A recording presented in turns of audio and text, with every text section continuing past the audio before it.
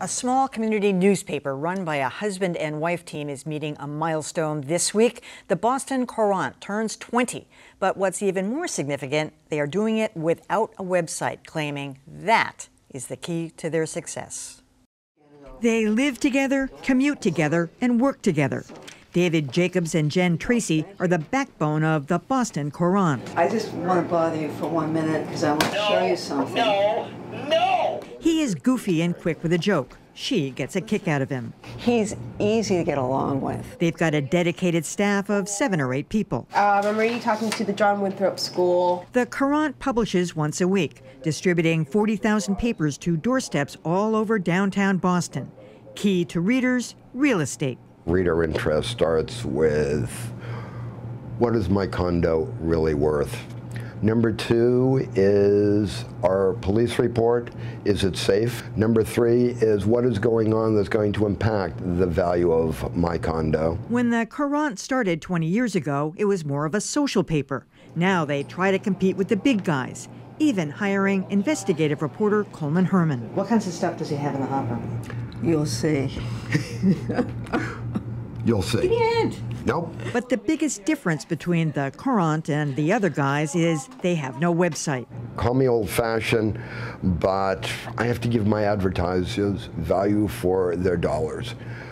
If we were on the web, what would I be selling to my print advertisers? Jacobs and Tracy say they make a profit, a good one, and don't have plans to change their business model anytime soon. When people say print is dead, I have to humbly and totally disagree with them. We're growing, in part because we give the reader what he or she wants, and number 2 is because we don't have a website to drain money away. Leaving the Courant cast just as they see themselves.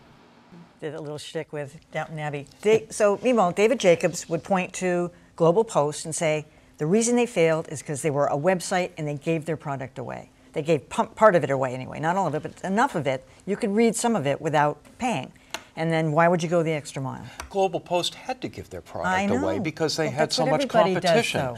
does, What the Boston Courant is benefiting from is something that, frankly, we didn't understand 10 or 20 years ago, which was that digital advertising was never going to bring in more than pennies. Print advertising is worth a lot more. And I think it's fantastic that they're doing well. The community news space is still doing reasonably well. But the unspoken part of the equation is he's not facing a free online-only competitor. If he was, he would have to rethink his strategy because people would perhaps move over to the free online competitor and say, why do we need to look at the Boston Courant? Although I understand the paper itself is free. It is. Yeah, it's the nicheness of it that, you know, is the sell. Hey, if I can get the information that I want only here, I'm going to buy it.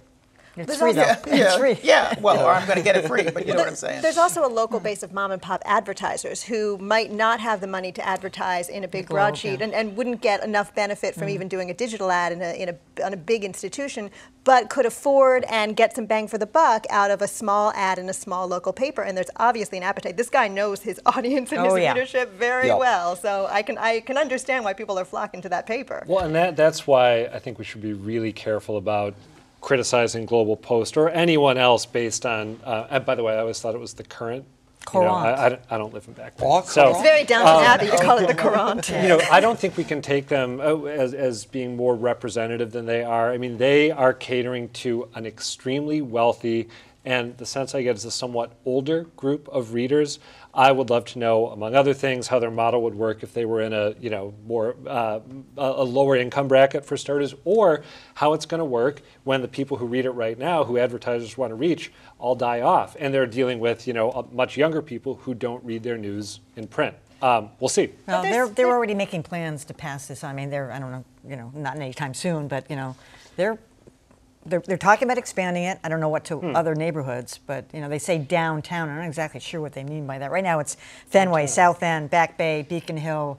You know, And don't overlook those mom and pop stores because everything is so homogenized. I am looking for some place where I can find stores, businesses unique to the community. personally. So I think that's a big sell, you know? Well, there's still a JP Gazette, there's still a Dorchester Reporter. When you're doing specialized reporting and you're catering to specialized advertising, no one else is going to cover on that granular a level some of these communities. And they're doing great work, and they have really nice websites. Yeah. That's true.